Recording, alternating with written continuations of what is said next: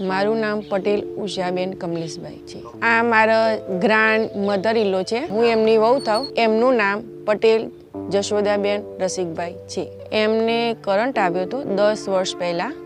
તો એમને ઘણા ડૉક્ટરને બતાવ્યું તો સ્નાયુ ફાટી ગયા હતા એવી માહિતી આપી। 2-3 ડૉક્ટરને બતાવ્યું તો હાથ ઊંચો થતો નહોતો। અંદર બહુ જ પીઠ થતી હતી, બહુ જ દુખાવો થતો। હાથ આટલાથી અધર ન જાય એટલે ઘણા ડૉક્ટરે કહ્યું કે સર્જરી કરવી પડશે, અંદર સ્નાયુ ફાટી ગયા છે। ઘર કામ તો જરા નહોતું થતું, એમનો હાથ ઊંચો ન થાય। પછી એમને કંઈ પકડાય નહીં, આ હાથે પકડવું હોય તો પકડાય નહીં। જેને હાથ જૂઠો પડી ગયો બહુ આમ લગભગ જો 501 વજન પર ઊંચકવું બહુ જ કાટું પડતું હતું અને આમ 1 ફૂટ પણ હાથ ઊંચો ના થાય, ઓલરેડી આટલું જ થાય। હા, તો પછી અંદર બહુ કળતર થતી। ઘણા 2-3 ડૉક્ટરને તો માહિતી અમે લીધી હતી તો કહે છે અંદર સ્નાયુ ફાટી ગયા છે, તો પછી એમ સર્જરી જ કરવી પડશે। અમે તો હિંમત હારી જ ગયા હતા। આ ખરેખર એમની ઉંમર તો હજી બહુ પેલે નથી, તો પછી કીધું ચલો આપણે સર્જરી જ કરી લઈએ। તો 2-3 ડૉક્ટરની માહિતી લીધા પછી પણ અમે ઓલરેડી ઓપરેશન કરવા ઉપર આવી જ ગયા હતા। હિતેશભાઈનું અમે માહિતી લીધી કે ઇન્જેક્શન લો, આ તમારે જરૂર નથી, એટલી હદે તમારે જવાની જરૂર નથી એમ કર। તો પછી ચલો કીધું હવે ઇન્જેક્શન લીધા પછી 15 દિવસમાં બહુ સરસ રિઝલ્ટ હતું। મહિનામાં તો ઓલરેડી એ પોતાનું કામ જાતે કરી શકતા હતા। અમે ત્યાં રિસેપ્શનમાં પોતાની વાતચીત કરી ત્યારે એમને ઓલરેડી ઘરેથી તો અમે કદાચ મટે ના મટે એવું ડગુમગું જ હતું। ત્યાં અમારો રિસ્પોન્સ તેમનો સાંભળ્યો પછી અમને એવું લાગ્યું કે ખરેખર એમને કીધેલું ઘણા અનુભવ અમે સાંભળ્યા ત્યાં પછી અમને જાતે અનુભવ થયા પછી અમને લાગ્યું કે ખરેખર અહીં આવ્યા પછી અમને બહુ રિઝલ્ટ સરસ મળશે અને મળ્યું। ત્યાં ગયા પછી અમને સરસ રિઝલ્ટ મળ્યું। અમે ત્યાં લગભગ અડધો કલાક અમારી માહિતી લીધી, પછી પરસપૂછ કરી કે તમને કઈ રીતે આ થયું હતું। પછી ઘર જેવો આપણો પોતાનો અનુભવ એકબીજા સાથે કરીએ એ રીતે આપણા સાથે વર્તન કરતા હતા ત્યાંનો સ્ટાફ બધો। પછી હિતેશભાઈ આવ્યા। હિતેશભાઈએ અમને ઓલરેડી બધી રીતે અમને માહિતી લીધા પછી પણ સરસ જવાબ સામસામે અમારો લીધો અને એમને આપ્યો।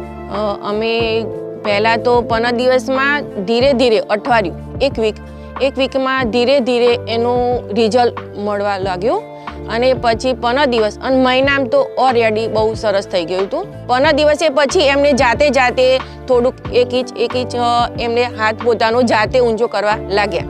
10 વર્ષ પહેલાં આ જે બનાવ બન્યો ત્યાર પછી જાતે ખુદ ખબર નથી કે મને એ જગ્યાએ મને કરંટ જેવું કંઈ હતું।